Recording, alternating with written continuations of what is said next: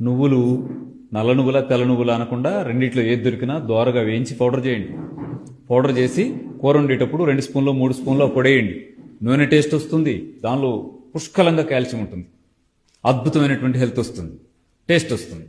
Next వేరుశనగ గుళ్ళు ఉన్నాయా, పల్లీలు, ఆ వేరుశనగ గుళ్ళు దోరగా వేయించండి, వేయించి పౌడర్ చేయండి.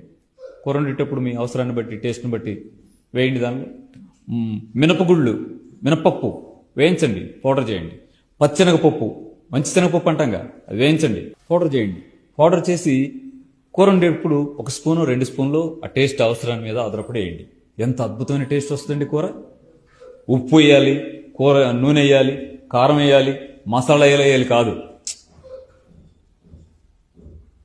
మినప్పొడి వేయాలి, వేరుశనగుళ్ళ పౌడర్ వేయాలి, మంచి శనగపప్పు పొడి వేయాలి, నువ్వుల పొడి వేయాలి. ఇలా వేయండి, భలే టేస్ట్ వస్తుంది.